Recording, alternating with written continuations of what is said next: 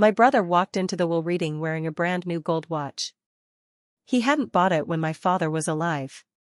He bought it the week after the funeral. Because Marcus already knew, or thought he knew, exactly how much money he was about to walk out of that room with. He was so confident he actually smiled at me across the conference table. That smile lasted about 4 minutes. That was how long it took the attorney to get to the part of the will that my father had rewritten in secret. The part that listed, by name, every dollar Marcus had taken. $61,400. Documented. Notarized. Attached as a legal exhibit. I watched my brother's face go from smug, to white, to something I had never seen on another human being before. Then he started screaming. Before I tell you what was in that will, and what my father had been quietly preparing for months before he died, drop your city and the time in the comments. Hit subscribe if you're new. I promise this is worth the next hour of your life. Let me take you back. My father, Raymond, was a man who believed in keeping the peace above all else. He was 67 years old. A retired HVAC contractor from Greensboro, North Carolina. And he had the disposition of someone who had decided very early in life that conflict was not worth the cost. He avoided arguments the way other people avoid bad weather. He would change the subject. Leave the room. Go fix something in the garage. He was not a cold man. He was a man who had grown up around loud, volatile people, and had decided that the opposite of that was the safest way to live. He had 2 children from his marriage to my mother, Diane, who passed away from a stroke in 2017. There was my brother Marcus, 44 years old, 3 years older than me. And then there was me. Renee Hutchins. The younger one. The quieter one. The one who, for most of our childhood, got the shorter end of every stick Marcus held out. I want to be fair here. Because fairness matters to me more than drama does. Marcus was not a cartoon villain. He was charming. He was funny. He could light up a room in a way I never could. Growing up, our father adored him in that particular way some fathers adore their firstborn sons. Openly. Effortlessly. The way you admire something you feel you made on purpose. I was loved too. I believe that. But my father's love for me was quieter. More private. And for most of my childhood, I translated that quietness as a lesser thing. Marcus knew exactly how to use our father's affection. Not because he was calculating from the beginning, I don't think it started that way. But over time, somewhere in his 30s, when his landscaping business started struggling and his marriage to a woman named Tanya fell apart, something shifted in Marcus. He started managing our father the way a person manages a resource. Carefully. Strategically. With patience. I, meanwhile, had built my own life at a careful distance. I put myself through paralegal school working nights at a Waffle House on Summit Avenue. I worked for 14 years at a firm called Bernstein and Wolfe in Charlotte, specializing in estate law and probate. I had a small house I owned outright. A cat named Gerald. And a savings account I had built dollar by dollar without asking anyone for help. My father was proud of me. He said so sometimes. Quietly. Privately. The way he did most things. It was October of 2022 when my father called me on a Tuesday evening. That was unusual. He typically only called on Sundays. His voice was level, the way it always was. But I had known that voice for 41 years. And I caught something underneath it. A stillness that was different from his usual calm. It sounded like a decision had already been made. They found something, he said. Pancreatic. Stage 3, heading to 4. I sat down on my kitchen floor. I don't know why the floor. I was standing next to the counter and then I was sitting on the tile, and Gerald was stepping onto my lap, and my father was talking in that steady voice about treatment options and percentages. And I was nodding into the phone as if he could see me. Stage 3 pancreatic cancer has a median survival time of between 6 and 12 months. I knew that. I worked in estate law. I had helped families navigate the paperwork of exactly this kind of loss more times than I could count. Knowing the statistics did not make them easier to hold when they were about my own father. Marcus, when he found out, drove to Greensboro the very next day. I know because my father told me. And because Marcus called me from Dad's driveway to say he was there and everything was handled. I'm going to take care of Dad, he said. You don't need to worry. I thanked him. I meant it. I had a full caseload at Bernstein and Wolfe, and Marcus was only 45 minutes from Greensboro. It made sense for him to be the one physically present. I drove up most weekends. But during the week, Marcus was the one in the house. By January, Marcus had moved into the guest room full-time. I want you to pause here for a second. Have you ever gotten a phone call that seemed small at the time, but turned out to be the hinge that everything else swung on? Drop a comment if that's happened to you. I want to hear about it. Because that is exactly what happened on a Sunday afternoon in late November 2022. About 6 weeks after the diagnosis. My father called me. And he was not calling about treatment or about logistics. He was calling because something was bothering him. Renee, he said.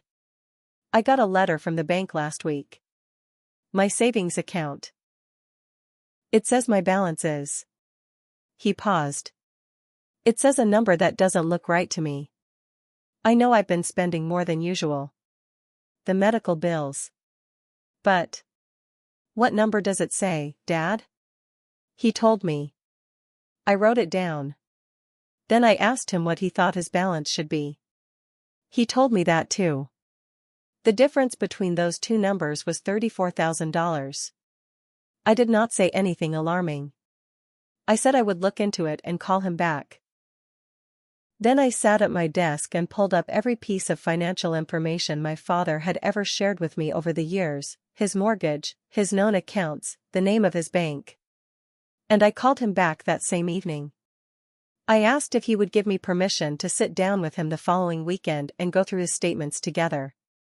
Is something wrong? He asked. I don't know yet, I said. Probably nothing. But you work hard for your money, Dad. Let me just take a look. He said yes. The first Sunday I drove up in December, Marcus was conveniently out. He'd gone to pick up supplies for a project he was supposedly doing on the house. My father had a shoebox on the kitchen table with bank statements going back 18 months.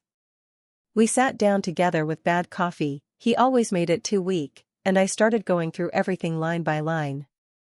I am a paralegal. I have spent 14 years reading financial documents. It took me about 40 minutes to understand what I was looking at. Over a period of 16 months, beginning in July of 2021, well before the cancer diagnosis, there had been a series of transfers and withdrawals from my father's primary savings account. Some were small. $200. $500. Some were larger. $3,000. $4,500. They were irregular enough not to look like a pattern if you were only glancing, but consistent enough to add up. The total, across 16 months, was $61,400. Several of the larger transfers had a memo line attached. They all said some version of the same thing. Loan, home improvement. Advance, project materials. I looked around my father's house. The guest room where Marcus was sleeping had the same carpet it had in 2015. The kitchen had not been updated. The roof, which my father had mentioned needing work, had not been touched. I did not tell my father what I suspected that day. What I did do was ask him, carefully, whether he and Marcus had ever had any formal agreement about loans. Whether he had ever signed anything. My father looked at the table for a long moment. Then he said, he asked me to sign some things. For the business. I didn't really read them closely. Do you still have those documents? He did. They were in a different box, in his bedroom closet. Marcus had given them to him to keep, which told me one of two things. Either Marcus had not thought through the implications, or he was confident my father would never read them carefully enough to understand them. I read them carefully enough for both of us. What my father had signed were 4 promissory notes. They were informal, not drafted by an attorney, not notarized. But they were signed by my father. And they named Marcus as the lender and my father as the borrower, which was the exact opposite of the actual financial relationship. These documents would not hold up in court. But they were designed to create confusion, to muddy the picture, to make it look like my father owed Marcus money, rather than the other way around. I photographed every page on my phone. I said nothing to Marcus. I came back the next Sunday. And the Sunday after that. And on those Sundays, something happened that I had not expected and did not plan for. My father and I started talking. Not about the money, we talked about the money too, but that was almost secondary. We talked about everything else. About my mother. About the years when I was in high school and felt invisible to him. About the time he missed my paralegal school graduation. Because Marcus had a landscaping bid that day, and my father had offered to help him prepare the quote. I had never told my father how much that hurt me. I told him on one of those Sundays. Quietly. While Gerald's water bowl was being refilled by my father at his kitchen sink. His back to me. His shoulders still. He turned around and he said, "I know I didn't always get it right with you, Renee."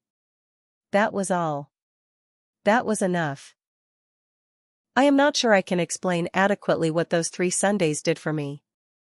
Except to say that I left each one feeling like a door had been opened that had been locked for a very long time. By the 3rd Sunday, in mid-January 2023, my father was visibly weaker. The chemo was doing what chemo does. It was fighting the disease and wrecking the body at the same time. He moved more carefully. He tired easily. But his mind was sharp. And his voice, when he spoke, was still his voice. I had, by that point, prepared a complete accounting of the money that had moved out of his accounts. I had cross-referenced the promissory notes Marcus had drawn up against the actual bank transfer records. I had documented everything in a clear, organized file, the way I would have prepared a client document at Bernstein and Wolf. And I sat down at that kitchen table and walked my father through it. He listened without interrupting. When I was done, he looked at the papers for a long moment. Then he looked at me. "How much?" he said. $61,400, I said. "Across 16 months. He nodded slowly. The way he nodded when he was processing something he didn't want to be true. "He needed money," my father said. "He took it without asking you properly," I said. "He made you sign documents that said it went the other way." Another long pause. "What do I do?" he asked me. I told him honestly. "You can pursue this legally if you want to," I said. "I can help you do that. The promissory notes won't protect him, they're not properly executed and they misrepresent the direction of the money. Or, you can handle it through your estate. You can document the debt, attach it to your will, and make repayment a condition of his inheritance. It would be clean. It would be private. It would let Marcus keep his dignity publicly, while still making it right." My father looked at the table again. Then he said, "I want to talk to an estate attorney." I drove him to see Patricia Ellsworth at her office on Green Street the following Saturday. My father and I sat side by side in her office for 2 hours. I had worked with Patricia professionally on several cases from my firm. I trusted her completely. She was methodical, patient, and did not react to anything with visible emotion. My father told her what he wanted. She drafted accordingly. He signed the revised will on January 28, 2023. Properly witnessed by 2 of Patricia's staff members. Notarized. Airtight. I want to be honest about what the next 6 weeks were like. Because it would be easy to make this into a simple story of good person versus bad person. And I don't think that's what it was. Marcus, whatever he had done, was also watching his father die. And whatever his relationship with money and entitlement had become, he had been the one physically present during the hardest days. He made my father's breakfast. He drove him to the hospital for infusions. He sat in waiting rooms for hours. I do not know what happened between them in those hours. I do not know what Marcus said to my father, or what my father said back. I was not there for those weekdays. What I know is that my father did not change the will again. He did not call Patricia. He did not reach out to me in distress. He had made his decision. And he had the kind of peace about it that I recognized, the same stillness I had heard in his voice on that Tuesday in October when he told me about the diagnosis. He was a man who had made up his mind. Marcus did not know about the revised will. My father had told no one. Not Marcus. Not any of the aunts and uncles who cycled through the house during February, bringing casseroles and talking too loudly in the living room. Not my father's oldest friend, a man named Douglas, who showed up every Saturday and watched football with him, even when my father could barely stay awake through the first quarter. No one knew except me and Patricia Ellsworth.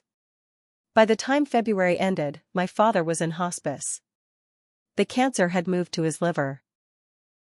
He slept more than he was awake.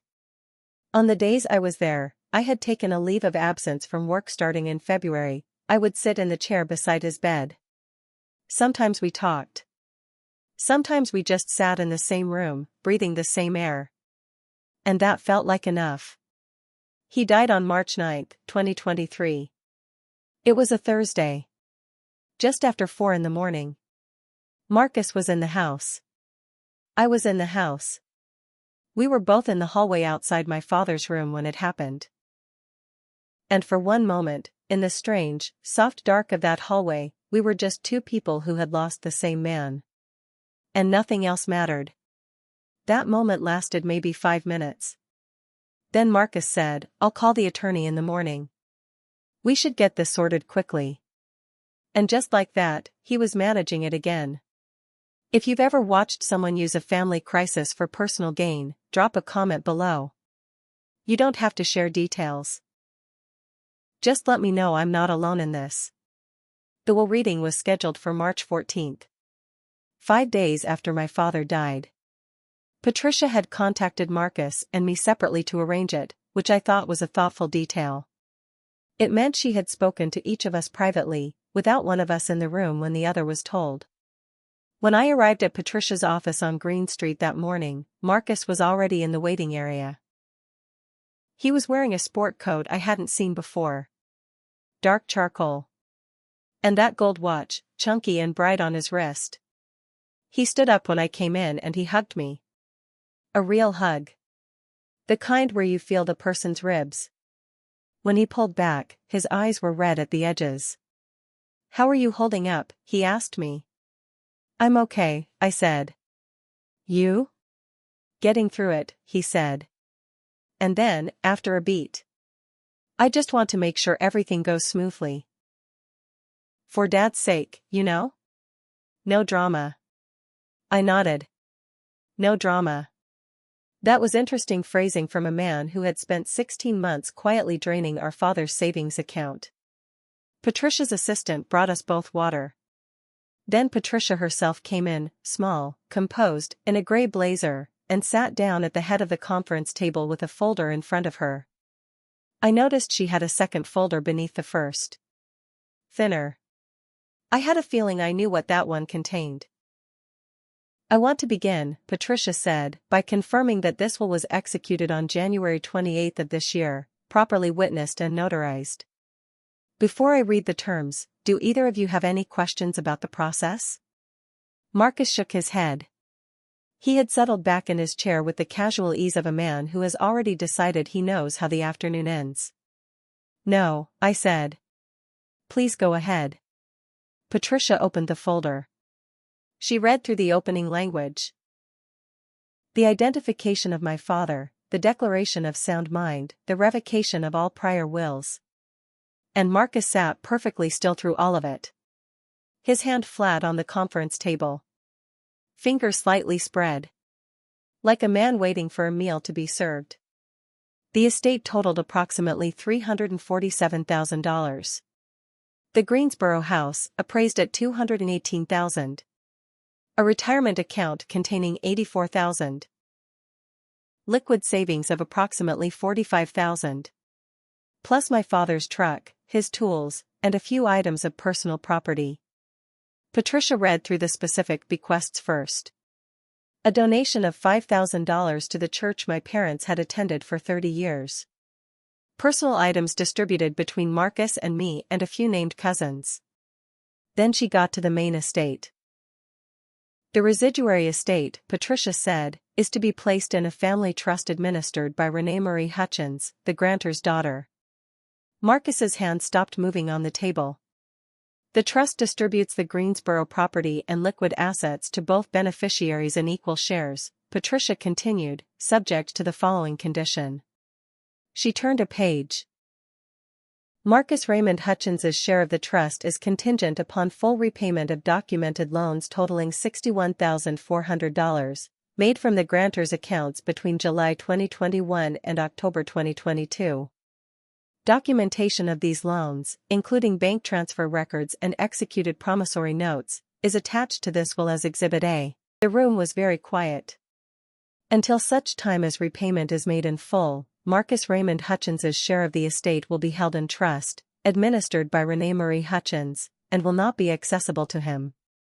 Patricia closed the folder. She set it down. She folded her hands on the table. And she looked at Marcus. Marcus was looking at Exhibit A, which Patricia had slid across the table to him. He was looking at his own handwriting on those promissory notes.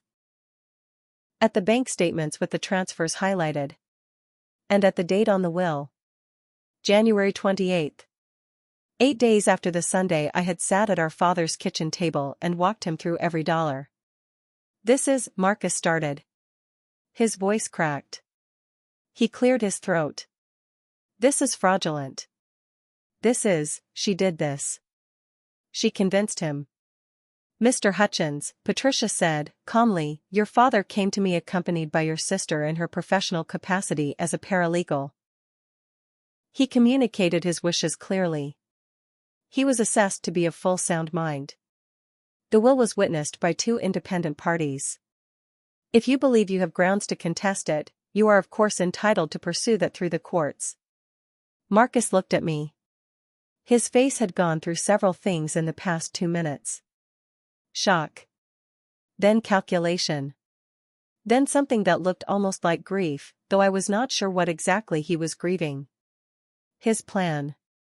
His certainty. The version of the story he had been living inside. You did this, he said to me. I looked at him. I thought about what to say. I thought about the Sunday afternoons in my father's kitchen. The weak coffee.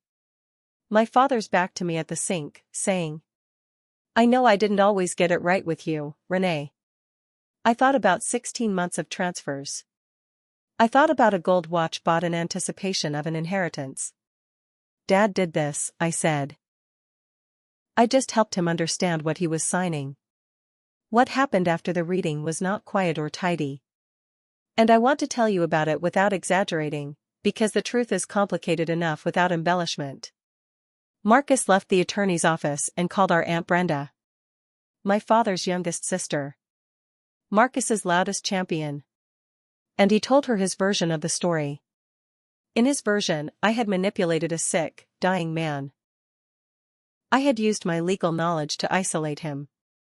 To turn him against his son. To steal what should have been Marcus's rightful inheritance. I had gone behind everyone's backs. I had been calculating and cruel. Brenda called me that same afternoon. She did not ask for my side of the story. She told me I should be ashamed of myself. And that my mother, God rest her soul, would be horrified. I let her say everything she wanted to say. Then I said, Aunt Brenda, I love you. And when you're ready to hear what actually happened, I will tell you all of it. Then I got off the phone and I cried for about 20 minutes. Not because I regretted anything, but because grief takes routes you don't always expect. And sometimes it comes out sideways. Over the following 3 weeks, the family divided. Some people came to me. Some people sided with Marcus. A few people, the ones I respected most, said they wanted to stay out of it entirely. And I respected that, because I understood what it cost them to say it. Marcus hired an attorney to contest the will. That was his right. His attorney wrote a letter to Patricia claiming undue influence, arguing that I had used my professional relationship to manipulate a vulnerable, terminally ill man. Patricia responded with the documentation, the witness affidavits, the notarized signatures, the notes from my father's attending physician confirming his mental clarity at the time of the signing. She also attached a statement my father had asked her to keep on file. A short paragraph, in my father's own words, dictating his reasoning. I have not shared that statement publicly and I will not reproduce it here. It was private. It was written by a man who knew he was dying and wanted to say something true before he went. The only thing I will tell you is that it mentioned both of his children by name. And it was not unkind to either of us. Marcus's attorney reviewed everything and advised him that a contest would be unlikely to succeed and very expensive to pursue. Marcus withdrew the contest 2 months after the reading. He made no public statement. He did not call me. Have you ever been in a situation where the truth was completely on your side, but no one wanted to hear it? Comment below. I read every single one. The house took 8 months to sell. During that time, I traveled to Greensboro 6 times to deal with logistics, utilities, lawn care. The slow, heavy process of clearing out 40 years of a family home. Marcus did not help with any of it. He had made it clear he considered himself wronged, and that participating in settling the estate would feel, to him, like admitting something he was not ready to admit. I cleared out my father's garage alone on a Saturday in August. I found a coffee can on the shelf above his workbench. $17.43 inside it. I found a folder labeled, "Kid Stuff."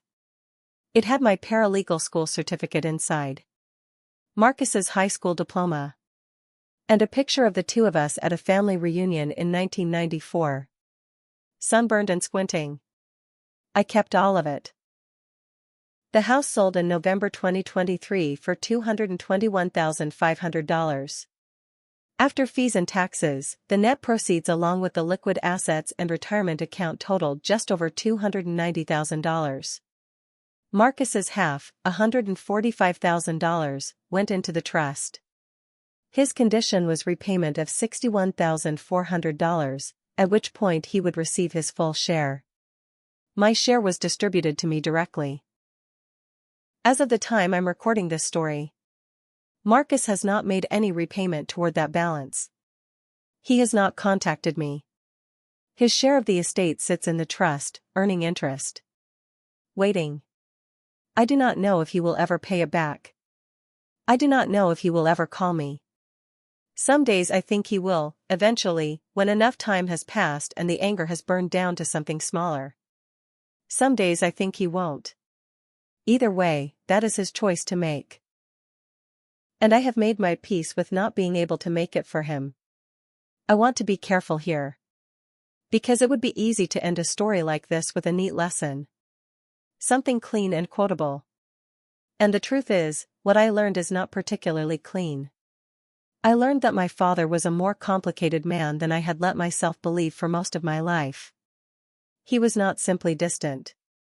He was afraid of conflict. And that fear cost him honest relationships with both of his children, in different ways. It let Marcus get away with things he should have been confronted about years earlier. And it kept me at arm's length when what I needed was for him to say, clearly, out loud, that he saw me. He did say it, in the end. He just had to be almost out of time to say it. I learned that being a quiet, self-sufficient person is not always the noble thing I told myself it was. Some of the distance between me and my father was his doing. Some of it was mine. I stayed away because coming around too much felt like competing for something I had already decided I wasn't going to win. That was a choice I made. And it cost me years. I learned that money is very rarely just about money. What Marcus took from my father was not only $61,000. He took the assumption of trust. He took my father's embarrassment at not understanding what he was signing. He took, and I think this is the truest thing, he took the version of my father that believed his son was simply devoted. And my father let him take it for a long time. Because being right about Marcus would have meant being wrong about a choice my father had made for 44 years. And that was a hard thing to look at. I do not hate my brother. That is not a performance of virtue. I genuinely do not. What I feel toward Marcus is something closer to sorrow. The particular kind you feel for a person who had real advantages, real love, real opportunity, real gifts, and chose to spend them poorly. What I know above everything else is this. Those 3 Sundays in my father's kitchen were the most important time I ever spent with him. Not because of what they led to legally. Not because of the will. Not because I walked away with any kind of victory. But because we finally talked to each other like we were both real people with real histories. And that was something we had not done enough of.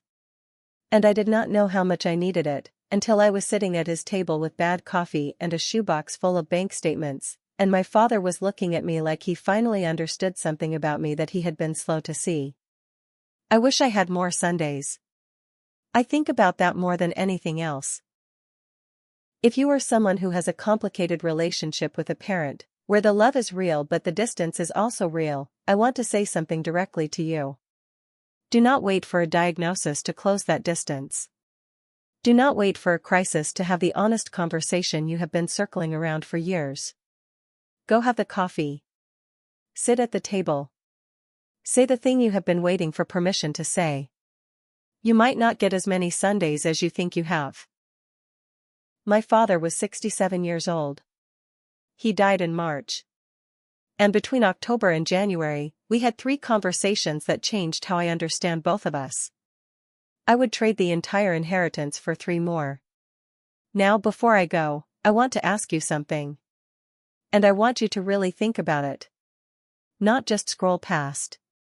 Is there someone in your family, a parent, a sibling, someone, where something is still unspoken between you? Not necessarily money. Not necessarily a betrayal. Just something true that has not been said yet. What would it take for you to say it? Drop your answer in the comments. I am going to read every single one. And if this story hit close to home, if it made you think about your own family in a way you weren't expecting, please share it with someone who needs to hear it. If you are new here, subscribe. I tell stories that are real, that are human, and that do not pretend the world is simpler than it is. Take care of yourselves.